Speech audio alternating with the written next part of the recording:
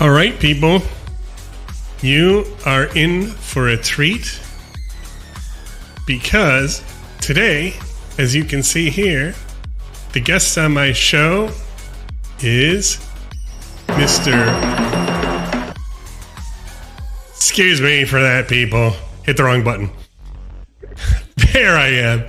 The guest on my show today is going to be Mr. Colby Dill. Now, what you're going to like about him is he is the Salesforce cowboy, and he is a ton of fun. He, is a big Salesforce advocate in the manufacturing space, and just an all-around really interesting guy. And he's going to share a little bit about his background with us. And he is also just going to tell us what he's up to today and what he thinks is the key things that you as a manufacturer should know when you're thinking about digital transformation. So hang on, because things are about to get industrial.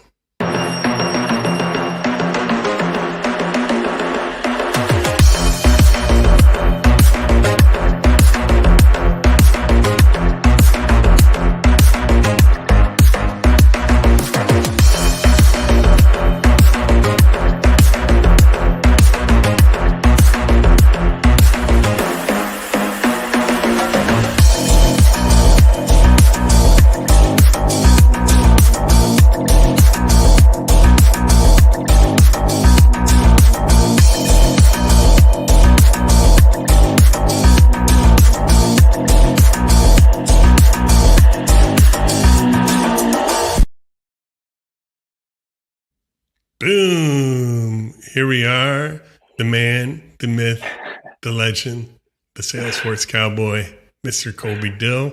How are we doing? Hey, thanks for joining me today. Thank you. It's an honor to be on here. Even with my mistakes, when I clicked the wrong button, it's still awesome to have you on board. It's okay. Yeah, no, I'm really excited to be here. Like I said, I've been looking forward to this. Yeah, me too, actually. So we've talked a couple of times. I know a little bit about you. I think you're very visible on LinkedIn, which is cool. So actually, why don't I just start there?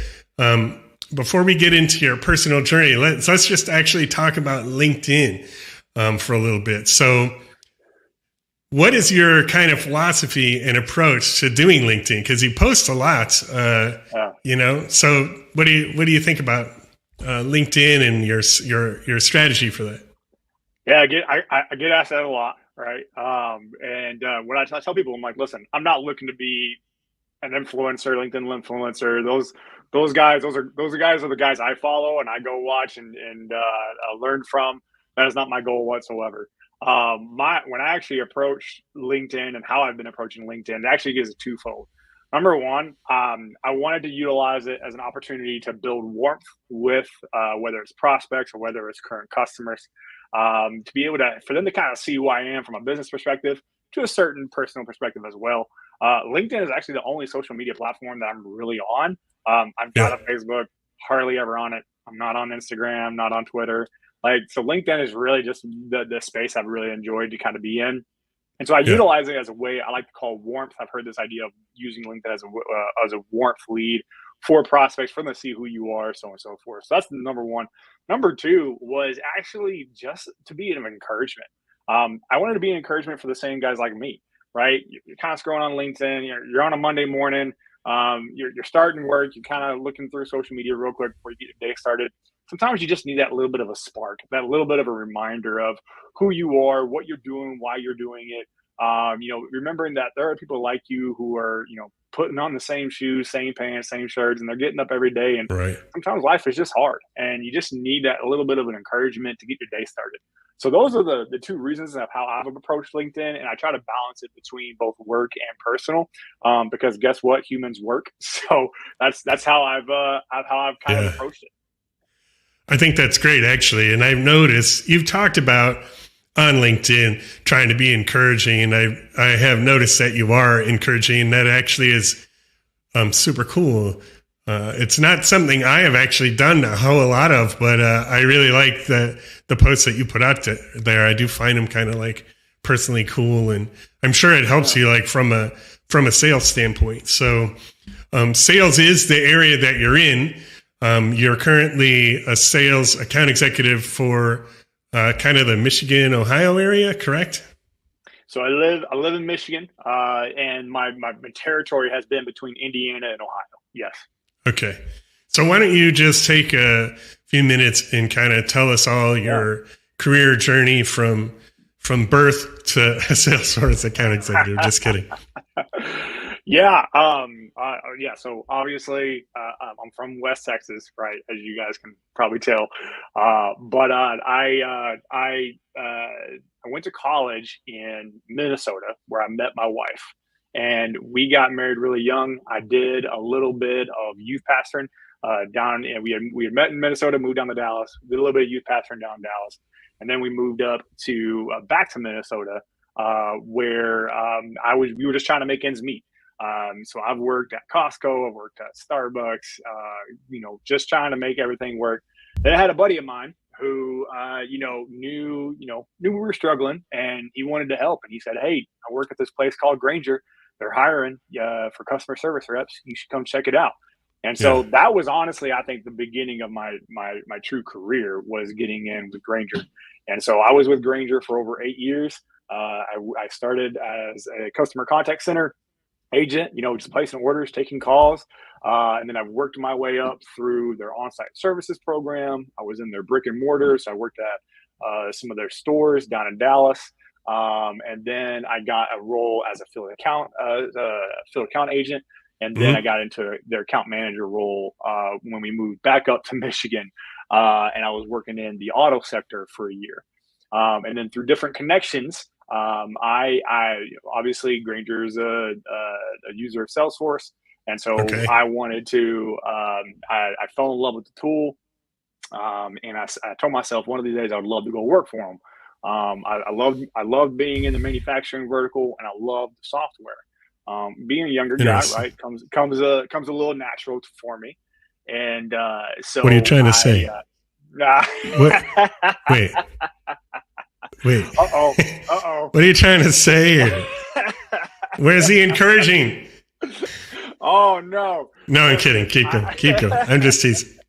No, that's fair. So that's where I fell in love with the software, and being in the blue collar space was very natural for me as well. And I was like, love to be able to merge the two. And through multiple applications, I finally got a role at Salesforce in the manufacturing vertical, and I've been with them for the last 2.5 years. I started off in their new logo space, so a lot of prospecting, and now I have current installs as well. So you were a Salesforce user at your previous role, loved it, and specifically wanted to go work for Salesforce, and then just kept trying until you got in. That's actually an awesome story. Yeah. How long it was several applications? Like, are we talking about a year it took you to get in there? Or is it longer or shorter, or what was that like? I think it was roughly around two or so years. 2 years. When you really draw it out. And I think I went through, I want to say it was either like 3 or 4 times that I applied. Got told you don't have enough technology experience. That's is what it is. And I'll be honest, and this is where it comes back to networking, and comes back to really leaning on good coaches and having good coaches in your corner. What helped was I actually had a former leader who left Grainger, went to go work for Salesforce, and they were able to get my foot in the door. And they were the reason I actually fell in love with Salesforce, because they taught me how to utilize the tool. They taught me how to best utilize it. It's not just a big brother. It's not just a CRM, but it's a true overall solution that you can utilize, whether it's through leads, whether it's through giving visibility of your entire customer footprint. There's a lot of things that I was taught, and then so I fell in love with it because of that leader. And if it wasn't for them, I wouldn't be here today for sure. Yeah, that's awesome. Everybody needs a helping foot in the door, basically. But the fact that you were able to say, "Hey, I want to work for Salesforce or XYZ company, whatever it is, and Yep. just work there until you got in there is actually an excellent story in and of itself. I'm sure there's people out there struggling with trying to, I guess, get their dream job, so here it took you a couple of years just to get in. So, but it's encouraging that you did.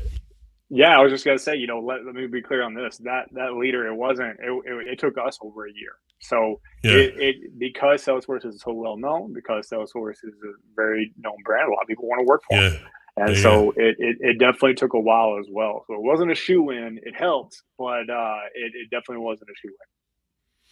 So you were just saying, basically, as somebody who was a Salesforce user for a while, you were learning that there was more to Salesforce than meets the eye. Let's say that, for instance, a manufacturing company might not fully appreciate, I guess, the potential that they have with a tool like that. So I guess just in your own words, real quick, what would you say is some areas in which manufacturers don't realize that Salesforce could, help them? What's a common benefit that they don't even realize they would get besides just managing contacts? Right. I think it goes back to if anybody's ever walked a shop floor, it's all about efficiency. It's all about Six Sigma. It's all about, being as productive as you can. And manufacturers, that's what they do, right?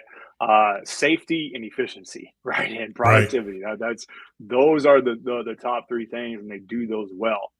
What is always interested me is that when you kind of go from the front end, though, when you start looking at the technology piece to it, sometimes there can be some areas that they may not be as on top of when it comes to that mindset, when it comes to the technology. And so what I like to do, and when I come into manufacturers, especially when we're coming into manufacturers, I work with a lot of, family-owned, third-generation companies, right, that have been doing the same things for multiple years. I bring it into this visibility of how can we be as efficient as possible, not only on the floor, but also with our technology that drives visibility onto the floor, what we do and what you do and what you do for your customers. And then on top of that, how do we drive better efficiencies and create a better experience for your customers in terms of how you serve them? And so how do we use software to be able to achieve that? So that's how I've approached it, and how I like to look at it as, if you look at, doesn't matter what brand, if you look at anything just as a CRM, well, yeah, that's what you're going to get. You're just going to get a CRM. But if you look at, for example, Salesforce as a complete platform, as something that's going to touch multiple areas to drive more efficiencies, to drive more opportunities for your team to get full visibility of not only your customers, but your processes as well, that's there to serve your customers, that's how you have to view the Salesforce platform. It's not just a CRM. So that's what I walk into. A lot of education. And I always like to say this too, because of the size of market I work with. I take the big Salesforce tower and the Matthew McConaughey's, and I bring that down to, you're working with Colby Dill, and that's how I like to approach it. And so that's because sometimes you can get caught up in that, and they're too big for us and stuff like that. And I say, no, you're working with Colby Dill, and we're gonna get you the right solution that's most valuable to you and the Yeah, company. well, that's awesome.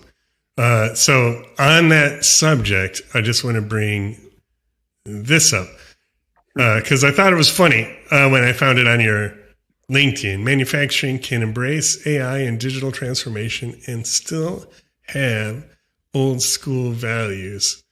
Changed my mind. So tell me about that? Do you find that there is a values conflict, or maybe a values straw man argument in manufacturing when it comes to tools like this? So I've mentioned to you, John, I was raised by old school cowboy, and I always tell this story. And I'm going to answer this. I'm going to tell the story and answer it at the same time. My dad had a flip phone for the majority of when I was a teenager, and he had heart issues, and so he used to always say, oh, the only reason I got a flip phone is because just in case I die, your mom will try to get a hold of me, or if I'm almost dead, or something like that, right? And so it's like that's the only reason he ever wanted a phone, was just to keep my mom happy. But one day he got a smartphone, and he not only was he a cowboy, but he's also a minister as well. Well, when he got a smartphone, that opened up his world, right? He was able to connect with people overseas, and he was able to live chat with people, just these little things, right? And he started seeing the value of technology, but he didn't change who he was. Right. And so when I approach manufacturers, here's typically what you walk into. You walk into old school blue collar people who they believe in you're only as good as your handshake. They want to serve their customers, provide their customers top quality. They want to provide their customers the best experience.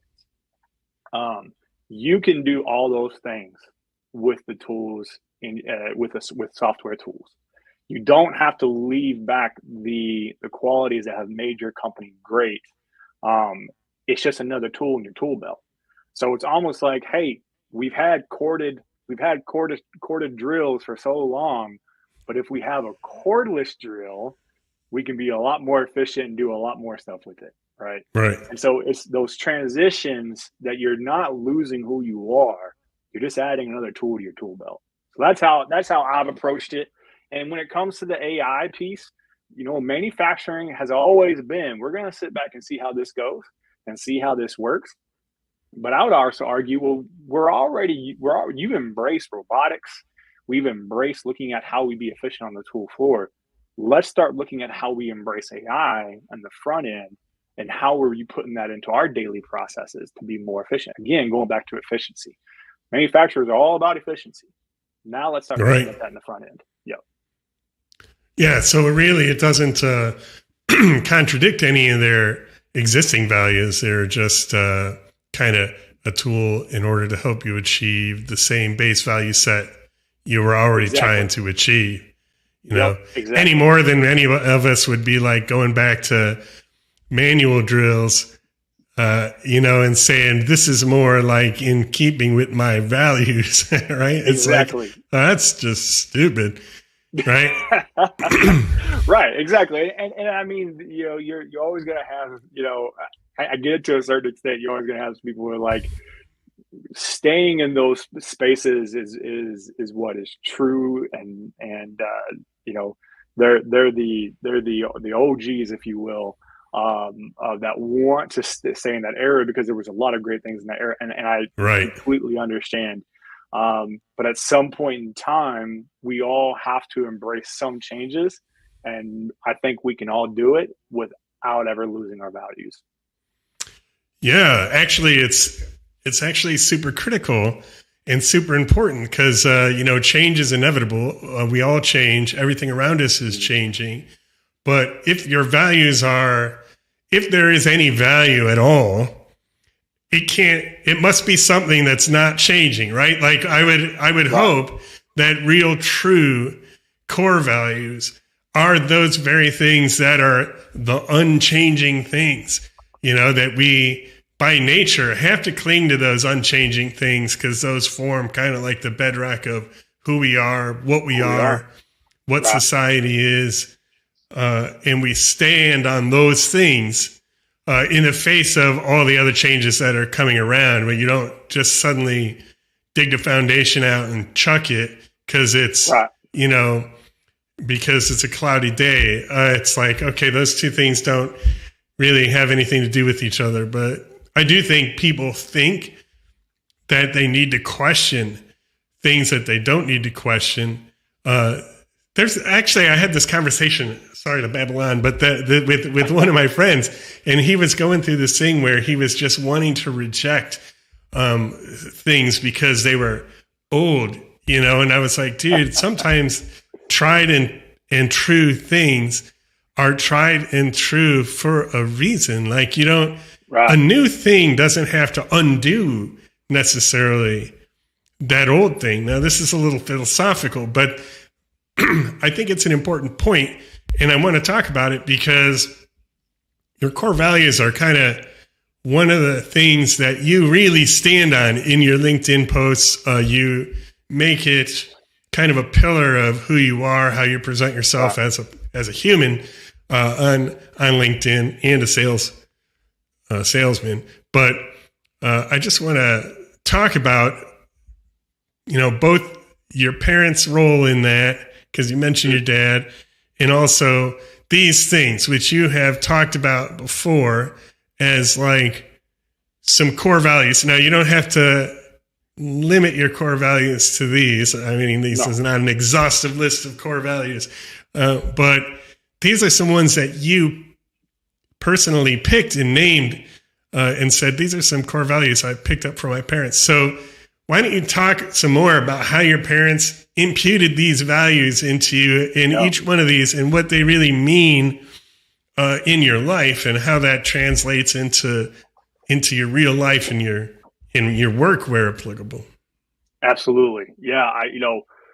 My dad was literally an old school cowboy out of West Texas. He actually grew up on a farm. He was a farmer first.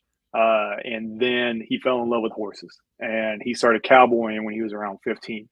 He had a speech impediment when he was growing up. And the only thing that he ever got solace from or connected with was horses. And he trained his first horse when he was 15 years old. And he's been the head horse trainer. He's been a cowboy cook. He has worked multiple ranches. He's worked at he's cowboyed at feed farms. So he's done it. And my mother was a juvenile probation officer. Mm-hmm. And on top of that, they were pastors as well. My father was a cowboy preacher. And these three things that you pulled up is something that was just drilled into me. Work hard even when it's hard. My dad would even, say that, it's sun up, sun down. And, there are going to be times when it's tough and you just got to be able to push through, find a way, and embrace, in high school, I used to always hear embrace the suck, right? He wouldn't say that because he was a pastor, but he was just embrace it and work through it. And then the other thing that I always respected about my father was treat everyone with respect, even when you don't receive the same. My father had a way with people that I am so jealous of. He treated everyone with love and kindness, even when they didn't like him, which wasn't often. But he had this way to be able to walk in and make people feel seen, whether it was the janitor or whether it was an executive. It didn't matter. He just had a way with people. And that's something I've tried to bring in, not for my own gain. I do this. This is who I am, right? But right. I've always tried to approach it the same way of making people feel seen and respect them no matter what, even when I'm not receiving it back. And then the foundation of both of those things is your faith. Because when the work is hard, when the people are disrespecting you, when they are hurting you, the things that are going to fully get you through that is what you're truly rooted in and who you truly are in your soul. And for me, that is my faith. And those are things that have gotten me through when I was working 2 jobs to make ends meet. I was 24 and I had 3 under 3, was newly married, and I didn't know what was going to happen. It was my faith that got me through that. It was my faith that got me through times when friends and family went through trials and we were having hardships and people were being mean to one another, right? It was my faith that got me through things like that. It was my faith when I've had managers in my life not treat me well, that weren't good managers, that were out for their own. It was my faith that got me through those times and gave me the wisdom to be able to walk through those conversations. So those are my core values because I can't be one thing in my personal life and another thing in my work life. I am who I am, and that's how I've always been raised. And I'm thankful to have had parents who established that at a very early age, growing up. One quick little thing. Yeah, I don't know if this is a Southern thing or if this is just a Colby Dill thing. But again, those little things, my dad drove into my head. Yes, sir. No, sir. Yes, ma'am. No, ma'am. And in the church, I had to say brother or sister, right? So that's old school, right? If you're not It familiar is. with that, but like when we're in the church, I had to say brother James, brother John, sister Jan, stuff like that. And so to this day, I always say yes, ma'am, yes, sir. And being up in the northern states, I get a side look every now and then. It's a little different, especially when I do it with people who may be around the same age or maybe a Right. little older. But and people will say, why do you say that? Why do you say yes sir, yes ma'am? I said, well, to be honest, I don't know if my daddy's around the corner, and if he is, I would see a backhand upside my head for not saying yes or no, ma'am. You're So like, yeah, exactly.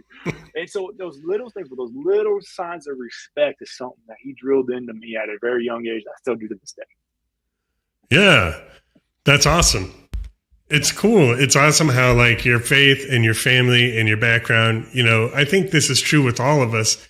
It's such an integral part of who we are and how we, I guess, how you just interact, what you value. It sounds like, that faith and even something as little as respect, like little signs of respect. I mean, respect's a big thing, but like, yes, sir, is a little sign of respect. Right. That sounds like some of the underpinnings of why you even feel like, back to the very first question, going on LinkedIn and being encouraging or being about making the personal connections, and all of that, why that's important. Actually, we live in Europe. We have, lots of European friends, and they will go to the States and come back. And one thing that they frequently say that they notice as a negative, not to be down on the U.S., because I am definitely a fan of the U.S. and a patriotic American. They say everything is so transactional, everything feels corporate and transactional. Like every interaction is attached to a sale or, some sort of quota or something like that. And it's true. I think it is true that our culture has become transactional. LinkedIn can be very transactional. Right. How many DMs you get that are like truly people who just, want to get to know you or something versus, they're in your DMs because they want to make a transaction. But the things that you're talking about right here is like the complete antidote to that. And I think it's these kind of root values and principles that we need not to chuck as we embrace the new. The very same thing you were just talking about with manufacturers in general.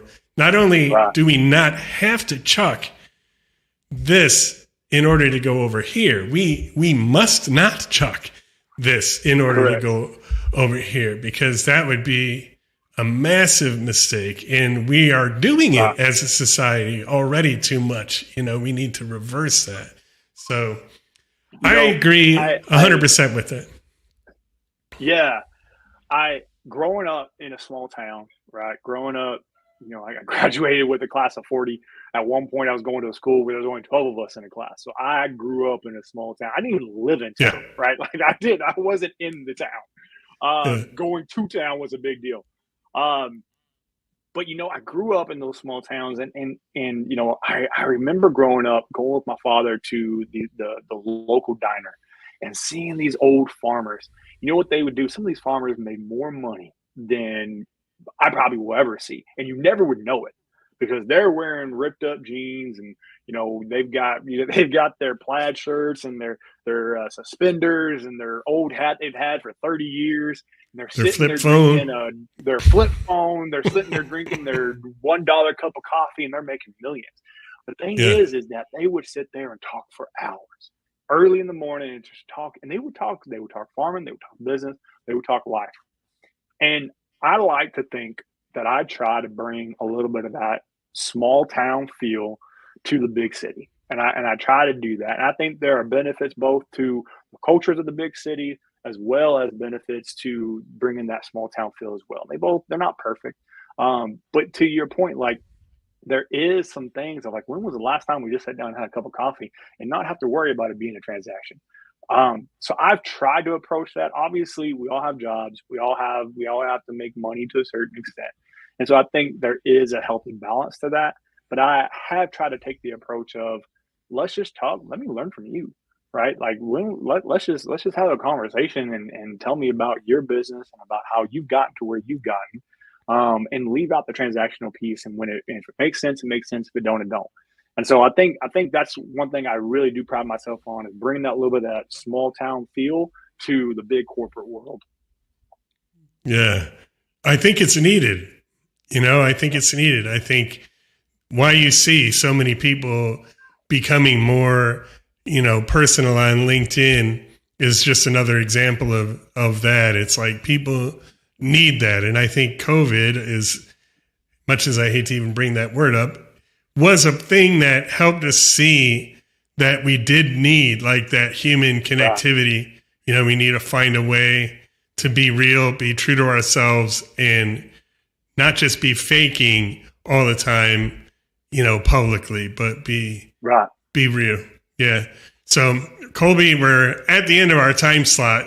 How could folks find you out there? Is there a preferred place you would have them go to look for you?